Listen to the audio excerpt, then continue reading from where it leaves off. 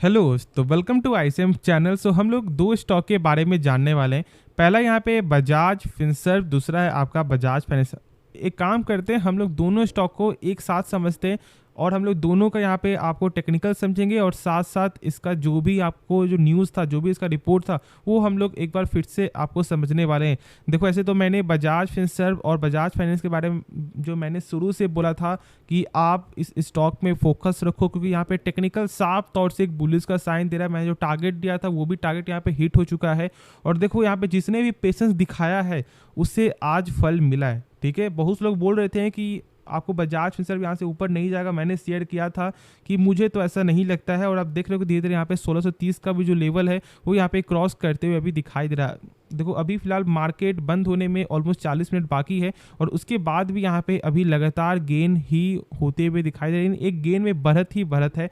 अब देखो यहाँ पे क्या करना सही रहेगा, क्या न्यूज़ है वो हम लोग सही से समझेंगे। और जो लोग यहाँ पे अभी भी यदि आपने बाई नहीं किया है तो क्या हम लोग इस स्टॉक को बाई कर सकते हैं, वो सबसे बड़ा सवाल होता है। लेकिन हाँ, यदि हम लोग डिस्कस करने से पहले, यदि आपने अभी तक डीमेट अकाउंट ओपन नहीं किया है तो आप डीमेट अकाउंट ओपन करवा सकते हो। मैंने लिंक जो है डिस्क्रिप्शन पे दे दिया, एक बार जरूर से चेकआउट कर सकते हो। अब देखो, स्टार्ट करते हैं और समझते हैं पहले यहाँ पे बजाज फिनसर्व के बारे में। तो स्टॉक में गेन की हुई, क्योंकि देखो यहाँ पे बजाज फाइनेंस का कल के दिन Q1 का रिपोर्ट आता है जो एक शानदार नंबर आपके साथ शेयर करता है। और यही मेन कारण, क्योंकि जानते हो कि ऑलमोस्ट जो है बजाज फिनसर्व 52% से ज़्यादा का स्टेक यहाँ पे होल्ड करती है बजाज फाइनेंस का। और इसलिए जब बजाज फाइनेंस जब आपको गेन आएगा तो कहीं ना कहीं आपको बजाज फिनसर्व में भी तेज़ी देखने को मिलेगा। तो इसलिए हम लोग यहाँ पे जो रिपोर्ट समझते हैं और उसके बाद हम लोग दोनों के बारे में यहाँ पे टेक्निकल समझेंगे, जिससे आपको दोनों के बारे में सही से समझ आ जाएगा। तो आप यहाँ पे देख रहे हो कि जो 8% का जो यहाँ पे तेजी हुआ है उसका वजह यहाँ पे है आपको लोन बुक। तो यहाँ पे कंपनी ने Q1 का जो है आपको स्टैंडर्ड लोन का नंबर शो किया है और आपको यहाँ तक कि कंपनी ने यहाँ पे अनाउंस भी कर दिया है कि 27 जुलाई को जो है Q1 का नंबर भी आते हुए दिखाई देगा। तो हम लोग यहाँ पे 27 जुलाई को तो फोकस करेंगे ही, लेकिन अभी फिलहाल यहाँ पे कंपनी का जो ग्रो जो यहाँ पे देखने को मिल रहा है वो शानदार है। यदि हम लोग यहाँ पे Q1 से चेक करें तो जो 2022 से Q1 में जो यहाँ पे लोन बुक जो था वो था यहाँ पे 7.42 मिलियन का, और इस बार यहाँ पे 9.94 मिलियन का यहाँ पे लोन बुक देखने को मिलता है, यानी कि 34% का यहाँ पे ग्रोथ। अब चलो, ये तो ग्रोथ है ही, और एक चीज़ और है यहाँ पे जो है AUM। अब ये क्या होता है उसके बारे में हम लोग यहाँ पे सही से समझते हैं। इसका यहाँ पे आपको फुल फॉर्म आपका होता है एसेट अंडर मैनेजमेंट। अब देखो, ये जो ग्रो यहाँ पे हुआ है 32%, यानी कि जो कंपनी अब यहाँ पे 2,70,000 करोड़ को मैनेज करती है। और ये कोई छोटा मोटा अमाउंट नहीं, क्योंकि यदि हम लोग एक साल पहले का चेक करेंगे ना तो लगभग 2,02,000 करोड़ था, और इस बार तो यहाँ पे 2,70,000 करोड़ का ये सबसे बड़ा नंबर आपको निकल के आता है।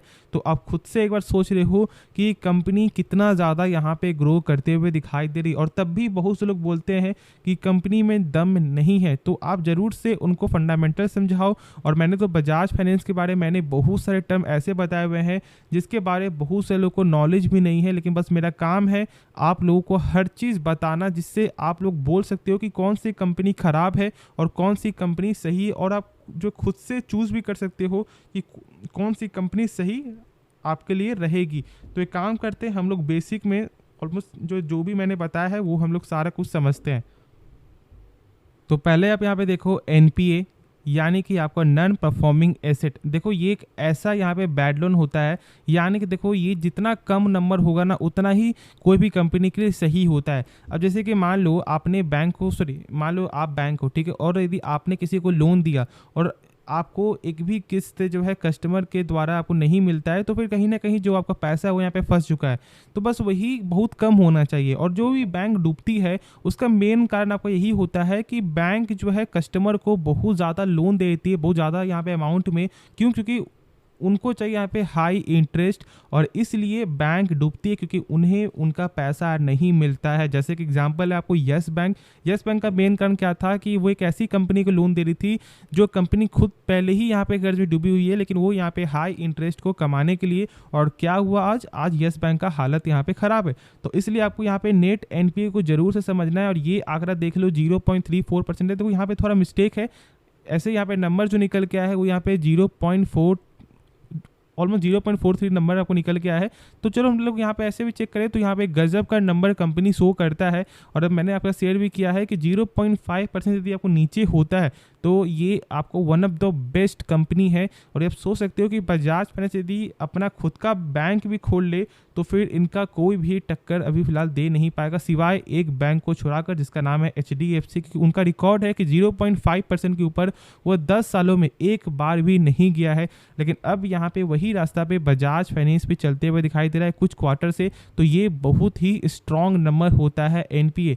अब एक चीज़ और यहाँ पे आप जान लो जिसे हम लोग बोलते हैं यहाँ पे CAR, यानी कि कैपिटल एडिकेसी रेशियो। देखो ये एक ऐसा रेशियो जो आपको ये बताता है कि यदि मान लो आपका यहाँ पे बैड लोन, ठीक है, लगातार बढ़ रहा है, तो क्या आपके पास यहाँ पे बैकअप मनी है। तो देखो बैकअप मनी कम से कम जो गाइडलाइन के अनुसार 9% से ज़्यादा होना चाहिए यहाँ पे। अब यहाँ पे इनके पास कितना जानते हो, ऑलमोस्ट 25% का बैकअप मनी। तो आप सोच सकते हो कि इनके पास कैश की कोई भी कमी नहीं, यानी कि आपको 100% ऐसे और 25% यहाँ पे जो है इनका पैसा एक्स्ट्रा पे यहाँ पे रखा है। तो फिर आप खुद से ही आपको समझ में आ रहा है कि मैं क्या बोलना चाह रहा हूँ। और जो भी डाउट है आप कमेंट में ज़रूर से पूछना, और जो चीज़ आप जानना चाहते हो तो पूछ सकते हो। अब देखो हम लोग इसका टेक्निकल समझते हैं दोनों के बारे में, जो आप लोगों को सबसे ज़्यादा जानना जरूरी होता है, क्योंकि आप लोग यहाँ पे शॉर्ट टर्म के लिए ज़्यादातर सोचते हो। लेकिन हाँ देखो, बस मेरा काम है आप लोगों को बताना कि इसका सपोर्ट क्या है, इसका आपको ब्रेकआउट लेवल क्या है, लेकिन फैसला खुद आपको लेना और खुद से सोच समझ करके ही लेना। तो पहले हम लोग यहाँ पे जो चार्ट देखते हैं बजाज फिनसर्व का, ये चार्ट आपको बजाज फिनसर्व का है। और यदि हम लोग इसका सपोर्ट देखेंगे तो सपोर्ट तो यहाँ पे सबसे जो स्ट्रॉन्ग सपोर्ट है वो यहाँ पे 1374 का है। लेकिन यदि हम लोग यहाँ पे आपको ट्रेंड लाइन को यदि फॉलो करते हैं तो ये इसका सपोर्ट आपको बन जाता है, जो मैंने आपके साथ शुरू से ही शेयर किया है। और मैंने लगभग 3 से 4 दिन जो पहले मैंने आपको जो शेयर किया था कि देख लो यहाँ पे स्टॉक जो है तैयार हो रहा है एक ऊंचे उड़ान के लिए, और स्टॉक में यहाँ पे गेन देखने को मिलता भी है। तो सारा कुछ यहाँ पे पेशेंस है, ठीक है। बस कंपनी का फंडामेंटल आपको पूरा चीज़ के बारे में नॉलेज होना चाहिए। उसके बाद बस आप यहाँ पे टेक्निकल देखो कि क्या सपोर्ट है। देखो ऐसा हो सकता है कि 1-2 दिन में कोई यहाँ पे डाउन चला जाए, इससे कोई मतलब नहीं है। मेन आपका होना चाहिए कि कंपनी कैसी है। शॉर्ट टर्म के लिए भी कम से कम यदि 3 महीने 4 महीने यदि आप होल्ड कर रहे हो तो फिर आपको टेक्निकल जरूर से चेक करना चाहिए, क्योंकि इससे बहुत कुछ आपको सीखने को मिलेगा कि प्राइस इसका यहाँ पे जो है क्या सही प्राइस में ये स्टॉक आपको मिल रहा है या फिर नहीं मिल रहा है। और अभी जो लोग यहाँ पे जानना चाह रहे हैं कि क्या हम लोग स्टॉक को बाय करें, तो देखो इस लेवल जो है ना, आपको ये लेवल को अब आपको याद रखना है, क्योंकि अब ये लेवल इसका यहाँ पे बन चुका है क्या, सपोर्ट, यानी कि 1550 का। और यदि स्टॉक मान लो गिरता भी है तो आपको सेम रेंज में ये सस्टेन करते हुए दिखाई देगा। लेकिन मेरे हिसाब से ये अभी तैयार हो रहा है और ऊंचे उड़ान के लिए, तो कहीं ना कहीं ये बीच में सस्टेन करेगा, और नहीं तो यहाँ पे डायरेक्ट जो इसका लेवल है वो यहाँ पे 1650 के ऊपर भी ये जाते हुए दिखाई दे सकता है फॉर द शॉर्ट टर्म के लिए। और आज के दिन ही ऑलमोस्ट 1630 के प्लस जो है ये इसका लेवल आपको जा चुका है। तो बस आप निश्चिंत होकर होल्ड करके चलो 1650, और आपका जो है यहाँ पे 1700 का नेक्स्ट टारगेट आपको देखने को मिलेगा। बस अपना सपोर्ट जो मैंने बताया है इस चीज़ को जरूर से याद है आपको रखना है, जो 1560 और 1550 के समथिंग में बन रहा है। अब हम लोग यहाँ पे नेक्स्ट स्टॉक के बारे में समझते हैं। तो आप यहाँ पे देख रहे हो कि मैंने ऑलमोस्ट 2 वीक पहले ही आपके साथ शेयर किया था, जब इसका लेवल इस पॉइंट के ऊपर सस्टेन कर रहा था।